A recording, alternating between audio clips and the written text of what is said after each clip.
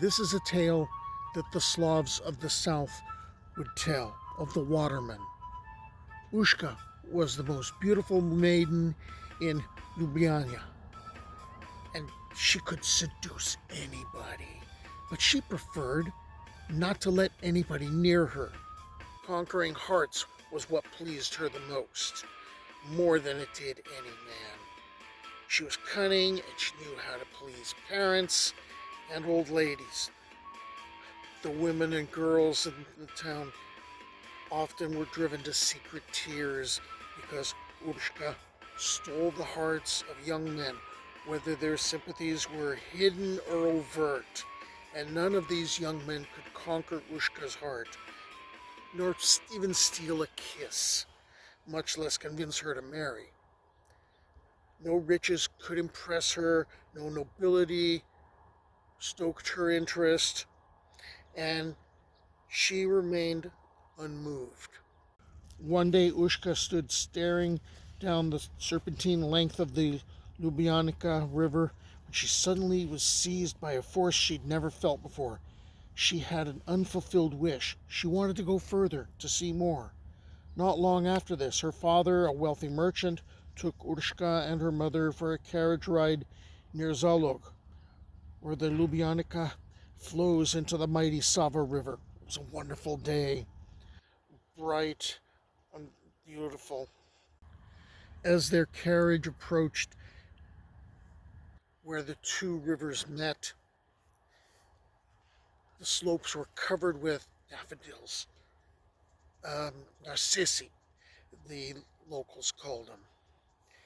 And between the sunlight and the color of the daffodils, they seemed to merge into the river or the rivers and just float away. And this urged Urshka south. She wanted to see new places. These were sensations she had never felt before. At a guest house on this journey, Urshka saw something different she had never seen in her parents before. She would sip tea and he would drink pivo, would drink beer. And there was a contentment in each other's company. And Urshka realized she lacked what her parents had, and she wanted more. That summer, there was a dance that was held, and it was on a wooden platform. And on one side of the platform, there were the musicians who played. And on another side of the platform, young men sat on benches, and they watched the women opposite them. And they would wait eagerly for a welcoming glance, and they would then go dance. None dared approach Urshka. She was the queen of this city, and they were all certain she would say no. She was dazzling in her appearance. She wore a green gown. Everything about her was green. Even her slippers were green. It was the color of envy and the color of the river. And then she saw him.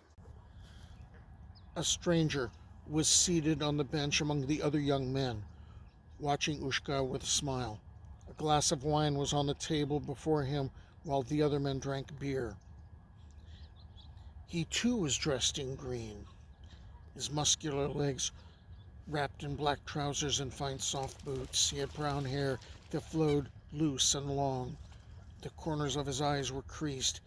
He must be a little older than the other men, she thought, and those green eyes, when his gaze touched her, Urshka felt the urge to shudder, though the day was hot. But her nature made her merely shake her hair and offer up a mere half-smile. He smiled back. Then he turned to the band, which had paused for refreshment. He did not stand up, nor did he utter a word to them, and yet they started to play. All heads turned. All attention was captured. The girls on their bench started to giggle. Urshka's mother suddenly felt the heat and began fanning herself faster and faster. Then the green-eyed man came to ask Urshka for a dance and extended his hand, and she complied. He smelled of fresh water and of water lilies. Urshka thought for a moment. His eyes shifted to a darker shade of green. But of course, that couldn't happen. He took a deep breath, touching her hair with his lips. She smelled of blue hyacinth, roses, and cherries.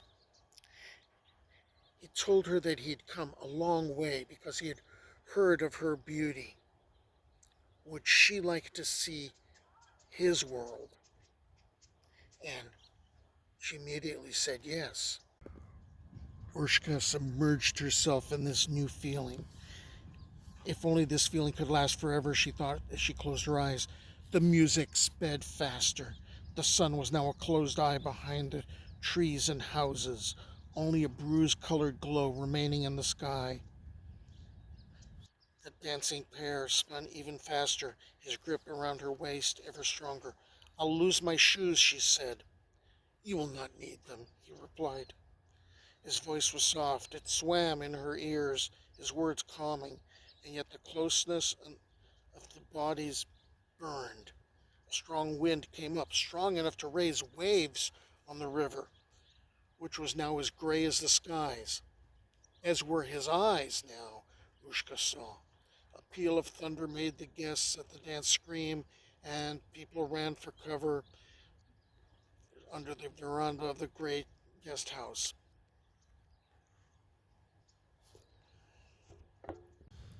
The band remained out in the rain, playing faster and faster.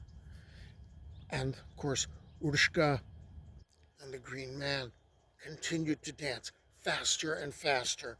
Thunder rolled to the earth and lightning brightened the skies, rain hammering down as if joined to the rhythm of the dance.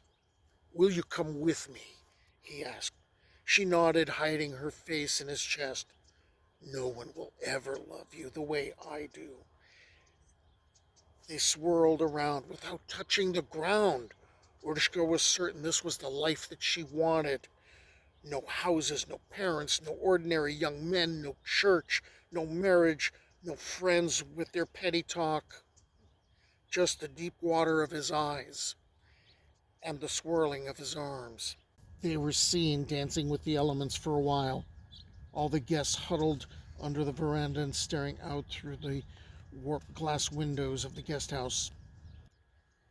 They would later swear, hands on their hearts, that the two young people danced in the rain-kissed air itself above the wooden platform like a pair of leaves clinging together in the face of the wind. Then they descended, never stopping their dance for a moment. They made a few turns on the shore of the river and disappeared into the water. The storm stopped. The band stopped playing. And all that remained of Urshka was a pair of green slippers upon the riverbank. The story goes that Urshka was taken by the Waterman, the vodyanik, a slimy green-skinned creature, half lizard, half fish, who lived in the deep green water of the river, and that this was her punishment for being too smart, too conceited. But some people, perhaps wiser, say that the handsome Waterman took her and taught her about waters and seas and life within them, and then eventually they went to the shores of Georgia on the Black Sea, where he was king of the dragons and the sun worshippers, and there they lived a happy, immortal life. Which, if either is true, that's for you to decide. It was at the feast I heard this tale, there it was I drank mead ale. Though it flowed down my beard, my mouth stayed dry, for never a drop passed my lips, swear I.